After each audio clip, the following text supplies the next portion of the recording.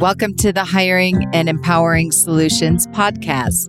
This podcast is dedicated to providing the key ingredients to transform your employees into a dream team, creating consistent results in every aspect of your business, including your people, your process, and your profits. Your team empowerment, leadership, business development, communication, hiring, and firing. As some of the country's leading staffing and management consultants, we help business owners, i.e. entrepreneurs, and the team that support them, what we call intrapreneurs, to powerfully connect and work together to grow the business. Welcome to another episode of the award-winning Hiring and Empowering Solutions podcast. If you're a returning listener, welcome back. And if you're a first-time listener, hopefully you'll become a long-time listener. As always, I'm your show host, Molly McGrath, and check us out at hiringandempowering.com. Also, we'd like to inform you that starting next week, we are going to have our podcast published twice a week with a new episode on Tuesdays called Tuesday's Tool of the Week. So please make certain that your support team members, your employees, are subscribed to our podcast, as there's some phenomenal information there to support your employees as well as you as the entrepreneur. In this episode, we are going to be talking with Roos. And Jan's going to be speaking with us. I'm so excited about today's episode on why the marketing agency model is broken for law firms. So welcome, Jan. Thanks, Molly. Happy to be here. Yeah, thank you for being our guest. So I'd like to just introduce Jan quickly, and you'll be able to, in the show notes, you will have access to his website and all other goodies that he's going to be sharing with us today. But Jan is the founder of Case Fuel, a law firm marketing agency. He's also the creator of the Law Firm Growth podcast and the author of the Legal Marketing Fastlane published book.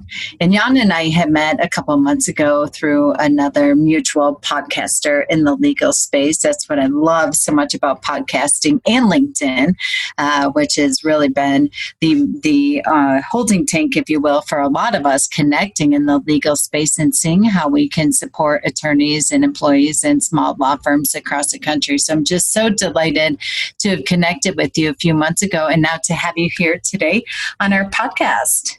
Yeah, thanks, Molly. I mean, it's pretty interesting. We had a good thing on the pre-call, just talking about some of the opportunities. I think there's a lot of information that might be going out there in the wrong way about the reality of some of the legal marketing stuff, but I'm happy to kind of dispel some of those myths today, hopefully. I'm really excited about that because I think you and I talked about this in our first conversation, that law firms are just getting bombarded with a tremendous amount of information. And obviously, marketing is a term that stops people in their tracks and to open up an email and to pay attention to the conversation. And in our pre-conversation, I really loved a lot about what you stand for in regards to the authenticity and the simplicity. And really, like you said, debunking a lot of the myths and misinformation that's out there for law firms, especially when they don't have an unlimited budget and or an enormous marketing team to be able to manage and to implement half of the ideas that are being sold to them out there in the digital space. Yeah, and it's kind of interesting. I think a lot of the situations where people are running into people that are marketers, especially most law firms, it's kind of the situation you might have where, you're taking your car to the mechanic, unless you've been working on cars yourself for a good part of your life, you're more or less at the mercy of the person you're bringing your car to. So it's, a big trust issue. Speaking of which, I'd love to hear your backstory. I know you and I spoke about it offline. Can you give our listeners today a little bit about your backstory and what propelled you into the legal space? Yeah, so it's a bit of a long story. So we can get into the legal part comes about a quarter of the way through. But I'll definitely tell you that the first way that I ended up getting into marketing was kind of as a result of one of those wayward auto mechanic type situations with another marketer. So my first business, I actually ended up winning a grant the year that I graduated from college. And I actually used that to start a company in the consumer product space. So this was actually a supplement for the CrossFit market. We were selling on Amazon. We had a really, really good product. But the thing is that we were super limited on budget. So this wasn't like a venture funded startup by any means. We had that small grant to work with, and we were really, really cash constrained. And this kind of gets, it's pretty similar to the situation most of the law firms that we end up speaking to are kind of facing. I mean, you might have a lot of ideas of what you could do, but the reality of what you actually have the resource to do is usually totally different. And to compound on that a little bit more, we were also using a physical product. So we obviously had to put money out to get inventory and that sort of stuff, which kind of crunched the budget a little further. So, over the next couple of years, I was basically doing everything possible to market this product. So more or less the sales and marketing arm, and my other partner was on the operations finance stuff, get the stuff to the warehouse, and I was responsible for getting it out. And I tried basically everything under the sun, and there was a lot of different things, and this is kind of where I got an appreciation for the different things that are competing for a new business owner's time. So we tried out PR, we tried out content marketing, we tried out SEO, we tried out social media. And one of the big things that ended up really changing for us was when we actually ended up discovering paid traffic. So at the time, this was in the really early days of Facebook ads. But to make an extremely long story short, we basically created an ad campaign that was returning about $5 to 1 within the first month. And this was completely different than anything that we had seen in the business up until that point. Because with a lot of the stuff I mentioned, if any of you guys have tried this yourselves, stuff like content, PR, SEO, you can have the time that it's going to actually take to see results from that. And this isn't any sort of, if you're doing everything right, you could be 6 or 12 months before you end up getting any sort of results from that. That's just sort of the nature of the beast. But what really got me jazzed up about paid traffic was that, if we could take $1, get 5 in, and then maybe we put more than $1 in the next time. So the ability to scale was really, really exciting for me. And that's kind of when I first fell in love with paid traffic. So fast forward a couple of years, we sort of got the business to a place where it was more or less automatic. We got a big sort of audience that was getting this traffic every single month on Amazon. And I kind of got a little bit done with it at this point. I didn't really get excited by the company anymore. And then at the same time, I was also moving to New York City. So I decided to kind of exit my position in that company and then end up starting something new. So at this point, I basically just gotten out of that company. It was e-commerce. I kind of might have glazed over how stressful it was to manage those cash flow things, but it was still very ripe in my mind. And I ended up getting sort of this opportunity out of the blue from a former professor of mine. And I was doing a consulting it was a consulting job for another startup that was based at my college back in Canada.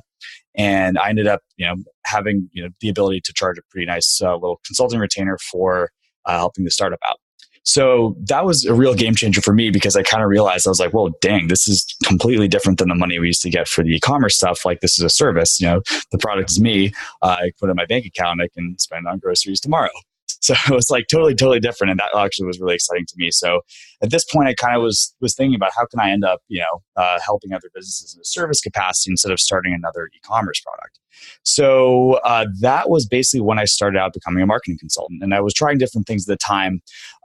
But this is kind of where we transitioned into legal. So one of the things that I noticed was this paid traffic thing was always super exciting to me. I really loved it because as a small business, you didn't have to wait for a super long time to get results from stuff. And I, to my honest to goodness belief that, if you can have something that's going to prove itself in a shorter amount of time, it's a really good base for kind of expanding from there. So I ended up reaching out to all of the top personal injury lawyers in New York City. This was kind of a dumb beginner's luck thing. I didn't know what I wasn't supposed to do at the time, and this is about 5 years ago. And to call it beginner's luck, call it a little more hustle than brains at the time, but I ended up securing one of the largest personal injury lawyers in the city. So, and then, we actually worked together for years, but that was really, we got some fantastic results for him. And then, the next kind of couple times we just, kept going from that. That was the portfolio of results that we gotten. So we ended up getting more personal injury lawyers. And then when we had the personal injury lawyers, they had friends that were, hey, can you do family law? Or can you do immigration law? And it kind of just compounded from there until we ended up building our practice was basically 80% legal. And then we made the full rebrand. The original name was actually Expert Engines, but we did the full rebrand to Case Fuel and been 100% legal ever since. Wow. So you took a lot of your experience from working in the business arena, if you will, not necessarily legal specific, and then your experience with paid traffic and the results that you have created, 5 to 1, et cetera, and landed your first case. And your first client that you got happened to be an attorney, a PI attorney. You had enormous success with that. They shared all their happiness with you. Their friends started calling you. And then through that, you found yourself in the legal space. Is that correct? Yeah, more or less. And then, there's obviously a big referral component to what we did. But at that point also, we were kind of taking our business on the road as far as events, stuff like BNI. And then that was just kind of the story that made sense to tell whenever people met. Say, hey, what do you do? Marketing. Say, okay, what kind of businesses do you work with? Oh, we've gotten some fantastic results with these legal. But yeah, it's kind of interesting. I'll also say this. If you can make things work in the consumer product space, it's really, really competitive. We were talking about nationwide. We were outgunned 100 to 1, 1,000 to 1 in terms of the budget that we had to get stuff in the nutritional supplement space, which is a super, super heavily advertised space. So to even get to the point where we were treading water there, I didn't realize it at the time, but we'd actually gotten our skill sets up pretty, pretty high. So when we ended up taking that to the world of legal marketing, we were able to find success pretty quickly for that reason. There's two things that you said that really hit home for me, and speaking with attorneys for 20 plus years is number one, even your backstory of taking on your first client by and large and having it be an attorney in the personal services space and doing a phenomenal job for them, getting proof of concept, getting ROI, getting KPIs, all the things that are music to business owners' ears, and then having them so happy that they become walking ambassadors and walking referral sources for you, which got you very excited about working in the legal space after you had a couple clients under your belt and really understanding the makeups of their ideal client, their marketing initiatives, etc. So I really want our listeners to hear that. There's a podcast that we just published a couple weeks ago in regards to finding riches in niches. And the backstory that the attorney shared in that podcast was in regards to just how he, quote unquote, fell into his niche specific probate practice. And what I love about that is it's almost like this integration, if you will, of taking your whole backstory and bringing it to present tense and your ability to land into your niche, into the area that you're working in right now in the digital marketing space with attorneys. So a lot of times attorneys get all bunged up and all crazy in regards to what type of practice they're going to create. What I love about what you're saying today is it's not the throw it against the wall and see what sticks model, but it's almost about taking what you already know about being a business owner and then just putting it into action. And through there, your true purpose, your big why, and your niche, if you will evolve. Would you agree with that? Yeah. Yeah, absolutely. And I'll also say this, I consider myself pretty lucky for having had the success that we did with that first client. But if it wasn't that one, it was going to be another one. And, indeed, since then, we've made a couple switches. The world of advertising and marketing that we work in is pretty dynamic. So while it was personal injury back in the day, now we're focused on different niches at the time. We can kind of go into that in a little bit, but the niche thing, you can have a best guess of what's going to work, but if it's meant to be, you'll probably find success sooner than later. And then once you get that, it's just kind of doubling down from there. The second thing you said that I really love, John, was in regards to, and you and I have talked about this extensively prior to the podcast, is the consumer product space is so highly, highly competitive.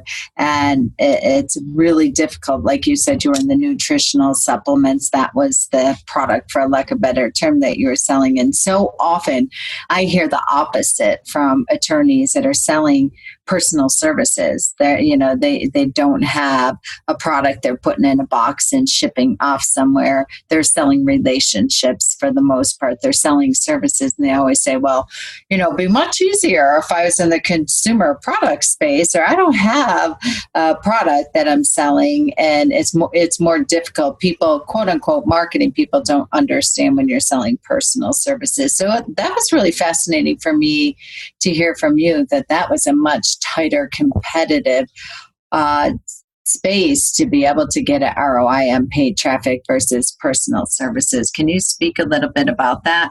Yeah, absolutely. So this is I'll say this: most business owners, and if we were on a podcast for plumbers or electricians or something like that, they'd probably say, "Oh my gosh, I wish it was I could have it as easy as a lawyer."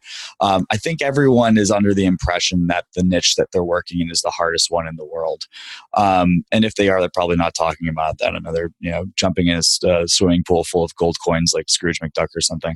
But I would say this: the major difference between pursuing something nationwide and pursuing something as a service business, I think the main distinction is going to be you're dealing with a local versus a nationwide market.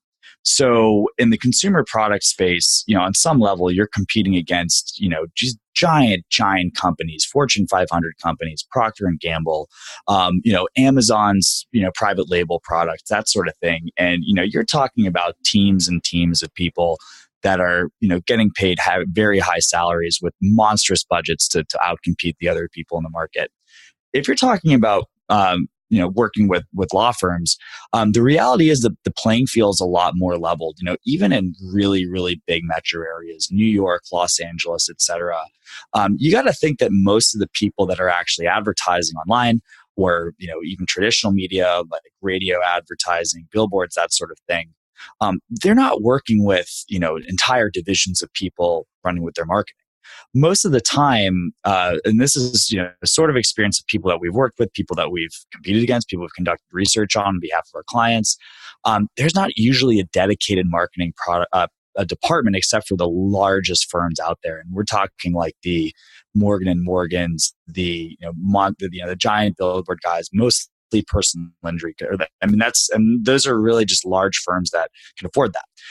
So the most part, the bar for competition is a bit lower. It's usually you and your partners versus the other. You can probably name the people in your practice area that you're directly competitive with, and maybe they'll have a marketing coordinator, even though that's pretty rare in my experience. But most of the time, it's just you versus them, and maybe the people that they'll hire from outside. And then the other thing too is that, there's different, one of the questions that we'll always ask clients is, what really separates you from, this is kind of one of the issues with legal marketing today, in my opinion, is that, even if you're really, really good, let's say you've got a top flight SEO agency, top flight AdWords pay-per-click agency, if you're typing in personal injury lawyer plus your city, you're up with probably four results in the paid searches, 3 results in the ads, and 8 to 11 in the organic searches of people doing on paper the exact same thing as you do. However, people do win, and they continue to win every single day by differentiating what they do in their market the best. Taking the example of personal injury, you might be the trial pit bull. You might take everything to the mat. You might be going after the biggest verdicts. You might be that guy. But at the same time, you might be the service guy, or you might be the people who will be there 24/7 for your clients. And none of those things is right or wrong. The thing that you really want to do is make sure that your marketing matches up with who you are, what your story is, because the goal isn't really to get every single person in the market. For the person that just got in a car accident, there's a chance that they're going to be the person who wants the pit bull. They're going to be a chance that they're the person who wants to have the 24/7 assistance. Mm-hmm. The only thing you can really do is be honest and make sure that you're getting the people that are going to resonate with you. Because at the end of the day, that's what's going to separate you. If they really want something and that's something that you're putting out there in your marketing, you're in a category of one. You're not just another personal injury lawyer, Denver, you name it. Right. So when you talk about this differentiating yourself and being at the top, whether it be paid or organic, making certain that your message using the example of the trial pit bull, things of that nature matches up. Talk to us a little bit about what this means. So a lot of law firms or attorneys right now, the small solos might be glazing over and saying, okay, whoa, you're talking about all these terminologies about paid traffic, about a 5-to-1 return on investment, things of that nature. Talk to us a little bit about what this means in regards to marketing and how a small solo firm, what would be your drive-by coaching for them and how they can implement it in a way that resonates with the difference between the agency model and sort of what you do. Yeah. So I actually realized that I forgot a pretty important part of my story, Molly, which is why I ended up getting into the agency model in the first place. So I kind of glazed this over, but back when we were running the consumer products business, we wanted to get into paid traffic. And then we ended up hiring a consultant for Google AdWords. And long story short, we just completely lost our shirts. So that kind of gave me more empathy than a lot of the people that go into this business have as far as what a bad experience could be from working with, and this happened to be Google AdWords, but it could be any real marketing agency. We had no insight into what was happening. We'd written a check down the line. We saw Google hitting our credit card. And at the end of the day, I think it was maybe a month or a 6-week deployment with overtime or whatever. But we really had nothing to show for it. And in the end, it was basically, it was really fundamentally not a good fit, our product with AdWords, just from a marketing, cost per acquisition versus, how much we had to pay to get a click perspective. But anyway, and that kind of, that was something that was always really, really important for me when we were getting started out. And, level of service was always really important to us. But, one of the things I think that's kind of fundamentally flawed about the marketing model is that basically you are taking responsibility for something that you don't necessarily have control over.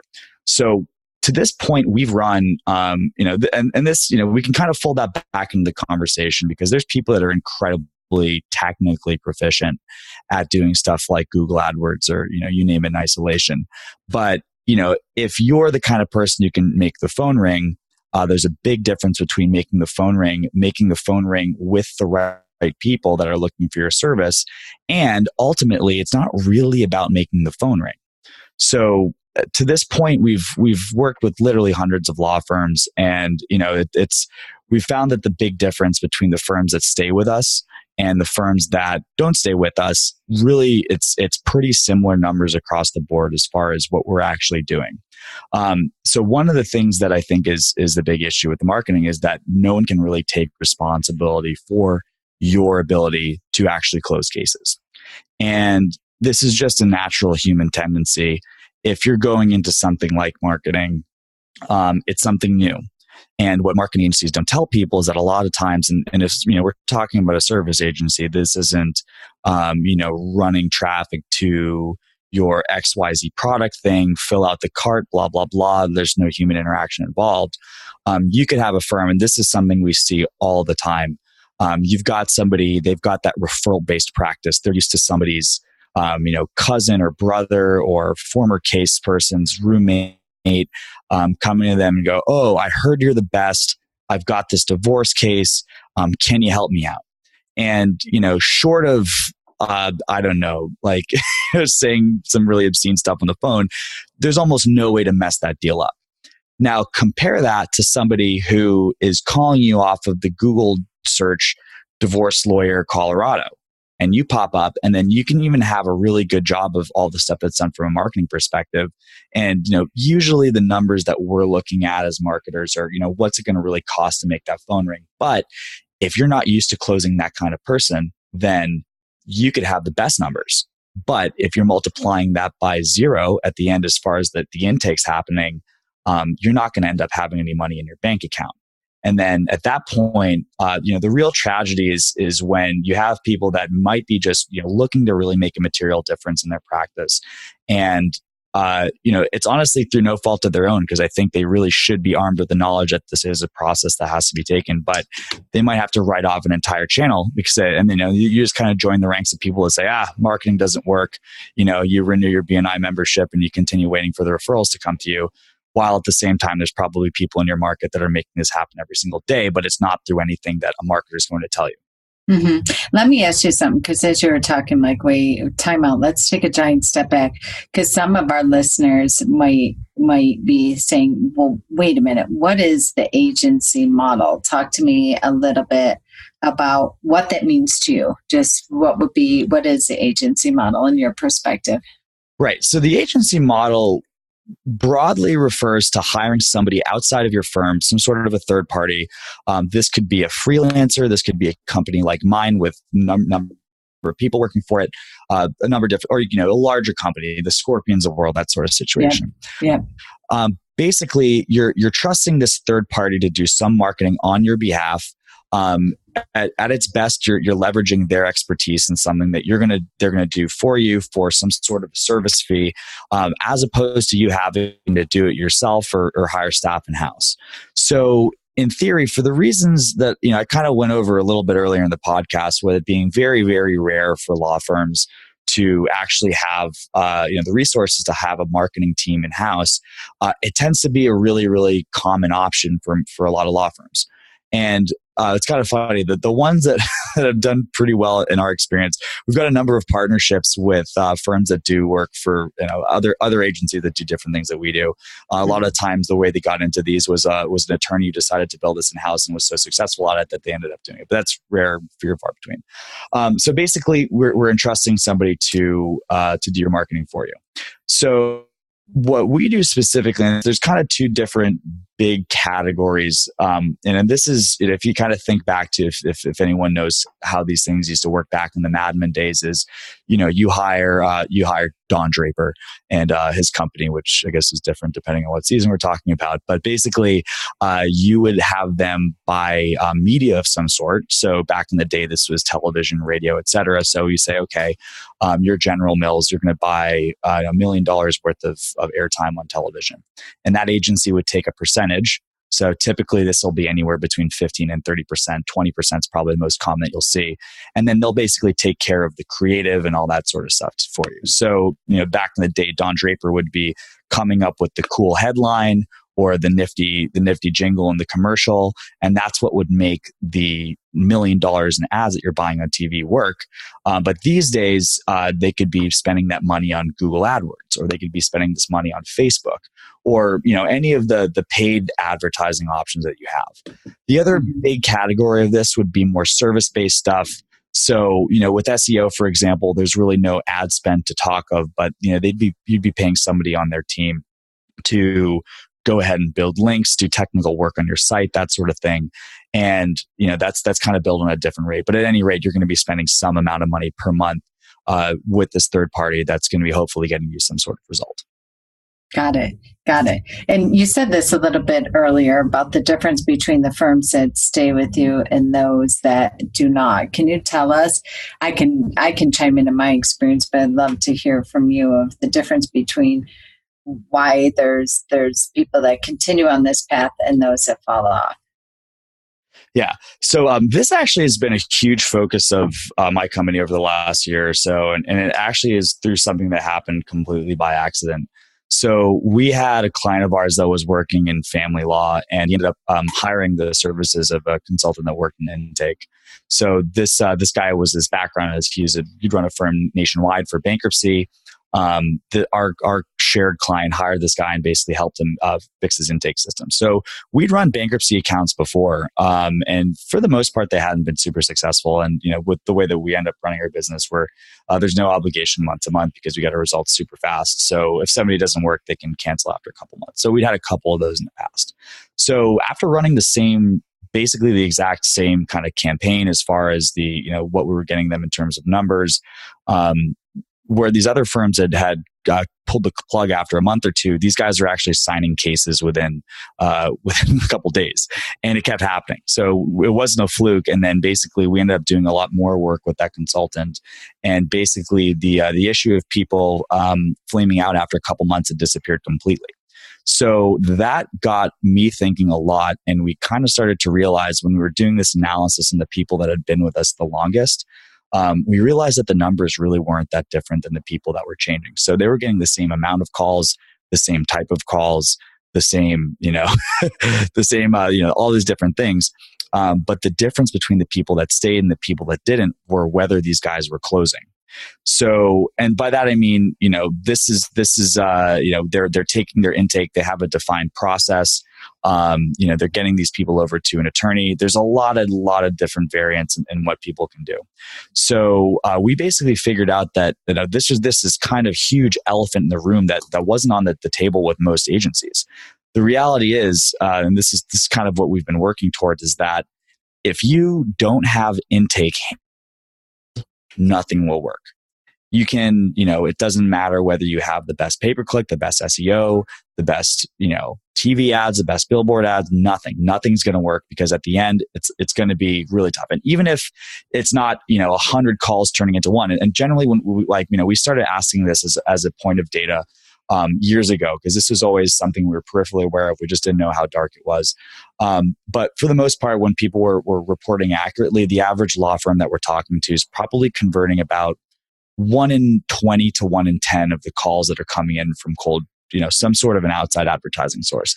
And I make that distinction between something that's not a referral. So outside of referrals, people can generally close 5 to 10% of the calls that come in.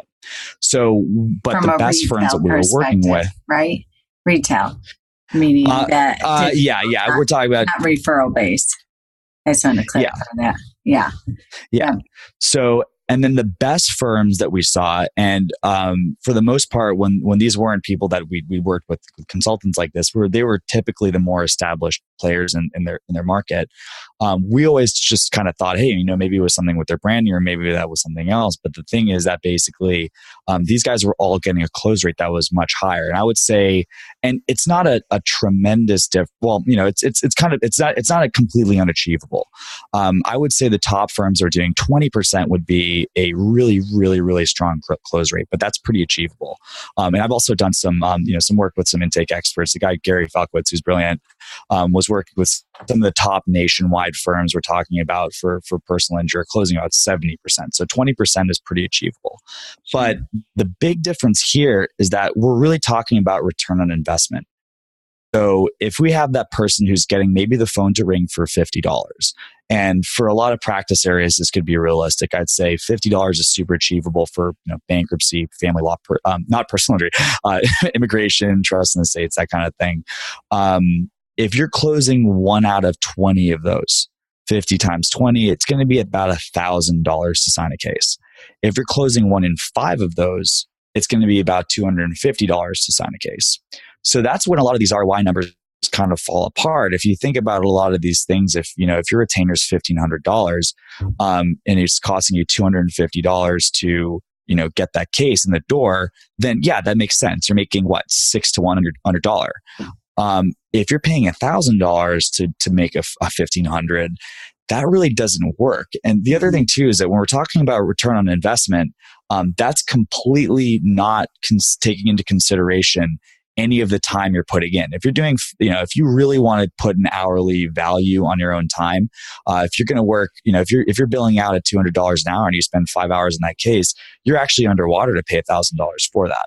And then the other thing too is that, back in the day when we got our first 5-to-1 return, you can easily take a couple dollars out of that and reinvest it. But if you don't have a solid ROI to start with, you're just kind of going to be treading water for as long as possible. And what's really kind of dark about that is that when people, I would say there's a huge issue in the industry as a whole with not knowing their numbers, but people just kind of can chug along for months, years at a time sometimes, just kind of treading water, and it's too much to, you're not going to say no to the 5 cases that might have cost you a lot but you don't really know about.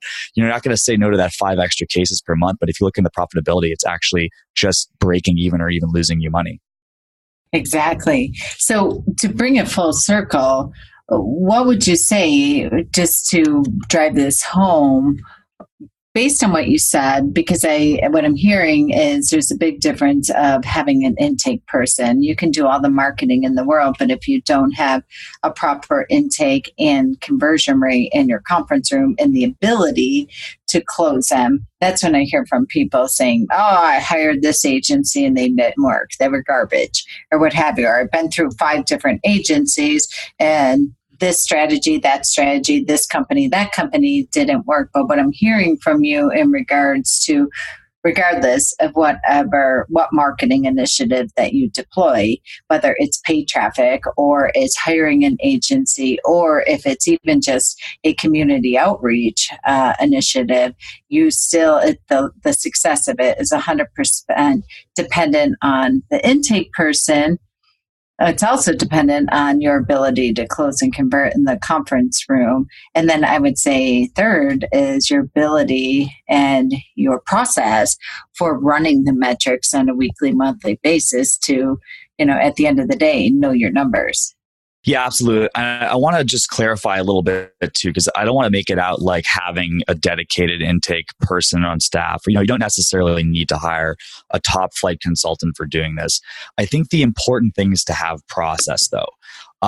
We were doing a lot of work with solos in the beginning. We've moved a little bit up market as far as who we're working with generally, but every once in a while we do speak with solos and that kind of thing. So even if it's going to be you answering the phone 80% of the time, you just need to make sure that you have consistent script in place.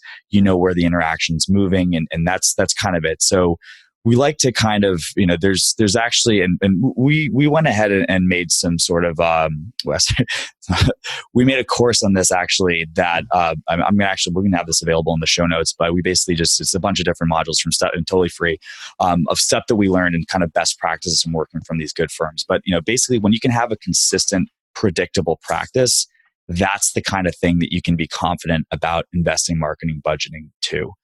Short of that, I would say most people either fall into the camp of not having a consistent process. So in taking that solo, for example, if, you're answering the phone in the gym one time and then, within the comfort of your office when you're not frazzled another time, you could have 2 completely different results in terms of the likelihood of that person to take the next step, probably going to an appointment. However, if you have, if you're going to be, there's some fantastic services out there that you can literally, by the minute. And we're not talking about a full-time staff person for, $36K a year. We're talking, probably about $100 a month or a couple $100 a month, maybe to, by the minute, just have, consistent scripting that if you're in the gym or you're at you're in the courtroom, you can have somebody pick up, have a defined script, and then, make sure that they're going to the next step. So, I'd say consistency is kind of one bucket that people fall into that they don't know. And then the other thing would definitely be the numbers. If you don't know how many numbers, it's a question I always ask too. And people always will say either, hey, I know we've always needed to figure that out, but we just haven't, or it's on the list. But if you don't know what, and at a super high level, you should probably know what, the amount of phone calls that are coming in, how much you're spending to acquire those phone calls if you are investing in marketing, and how many of those are turning into appointments and how many of those appointments are turning into, closed, well, depending on what the kind of law is, closed retainers or, closed case files rather. So, and then basically, if you don't know what those numbers are, it's like driving with the papered over windshield. You could make it on the highway, but it's more likely you're going to end up in a ditch. I love that. That's so great. So talk to us a little bit. Tell us about your book. I love the title of it, Legal Marketing Fastlane, and tell our readers what the takeaway is and why they want to pick up a copy. Okay. Yeah. So the book was actually written, I wrote it a couple of years ago. So there's kind of 2 big parts to that book. The first one is sort of a general marketing fundamentals education. So basically, a lot of the stuff that allowed us to find success in my consumer product were these things that I always took a lot of lessons from like the greats, David Ogilvy, a lot of the guys like Joe Polish, but they always talk about stuff. And if you ever watch like Shark Tank or those kind of things, it sounds really simple, but you got to be spending less money than you're going to be collecting to have a profitable marketing channel. And then just kind of some in the trenches expectations of what you can really find in the different options that are online today. So that's kind of the first one. I like to sort of I'm not really too dogmatic about what I recommend as far as doing things. And then the belief of the book is that and we do like pay traffic in the beginning because it's something you can get quick feedback with. It's not going to take you a while to find out a result. And if you are successful, then you can actually use that to power the other marketing initiatives. But those are conclusions that we don't prescribe. We just kind of give you the opportunity for why we reasonably expect that. The second part is actually a complete step-by-step way to set up an AdWords account, your first campaign, and actually this is the same documents that we use within the agency to set up new clients. So literally you can have access to templates. There's videos on there where you can watch some of our staff do it over the shoulder. And then the idea there is not to be an absolute world-class AdWords person, but get enough. And like I was saying earlier, it's the level of competition is probably less high than you think. So, just being able to work off some good best practices, it's enough to get people their first cases. And, we've got a lot of people that have been able to do just that. We've got some great reviews on Amazon from people who have had success with the methods. Excellent. Great. So in regards to departing value bombs, what would you say in regards to those people that are listening today that are either working with the agency model and or considering it? And how many law firms will say, I got 2-3 contracts sitting here in regards to X, Y, and Z marketing company that I'm about ready to write a check for. And I always tell them, okay, wait, time out. Let's go through this contract. Let's look at it. Let's look at the KPIs. Let's look at what they're doing, what part you're responsible for to set up this for success. Because I think a lot of times people hire marketing companies, throw a fat check at them, and then expect miracles. What drive-by coaching would you give to people? What value nuggets would you leave for them? I would say the most important thing about going into one of these relationships is going to be ownership over the results. So it's very, very easy to, I think a lot of times people want to write a big check because it kind of absolves them of the responsibility for that outcome. And oftentimes writing a bigger check isn't necessarily going to get you a better agency. So, and this is kind of the advice I'd give here in regards to the intake stuff is that it actually kind of makes the decision between the 3 agencies almost less important. Because if you really do have that taken care of, and it's something that you can do consistently, you can probably get decent results with any of those agencies. I would say if you have somebody, assuming that that's something that you can, that if there's people that can speak to you specifically about that or offer resources or, that kind of thing, I think that's pretty important. I think a lot of times it's very easy for people in technical professions. And this could be the same way. I'm sure there's a lot of listeners that are like this when they're talking about the law. It's really easy to get lost in kind of the nuances of all this different esoteric stuff you could potentially be doing in your practice. But what's really applicable is how it relates to getting people the result they need. So in the same way with marketing, the result that you're ultimately going to really want is more signed cases, more money in your business checking account. And, if there's any sort of ability that people can exhibit, if you're evaluating potential firms and, maybe this is resources, maybe this is connections, then that's probably going to be a lot more important than what's actually happening in your advertising account. The second thing is that if you don't know, I would always advocate doing somebody that has the shortest possible trial. I've heard some absolute horror stories from, not going to name names here, but companies that you'd recognize. One of the worst stories I ever heard was this guy. He was based out of, I forget the name, I forget the state, but this was a marketing department, a larger personal injury practice. They had ended up signing their CFO was trying to cut a deal with one of these large providers. And they said, okay, cool, we'll reduce your rate by 15% if you sign a 3-year contract. So long story short, we took a look at what was actually happening in their ad account. It was on Google AdWords, and just, gross negligence. A chimp could have probably run this campaign better. And these guys were stuck with that for another, I think, 16 months at the time. So if you're not completely sure what's happening, you're way better off going to a situation where you have an out. And I'll be super candid about that. If you don't really know what your closing abilities are, and it's not enough to kind of listen to a podcast like this and say, hey, of course I'm a closer. I got this stuff. It's going to be good. If you're not sure whether you are or not, then the best situation is to figure that out over a contract that lasts 3 months instead of 36. Because, the end of the contract might be, hey, look, we know you guys are delivering the leads, but I don't really know if we can handle these. Of course, you'll never, it's very rare that we'll hear that. It's usually, I'm doing air quotes, the leads are usually weak. But if you're familiar with the movie Glenn Ross, the leads aren't weak. Most of the time, it's the person answering the phone that's weak.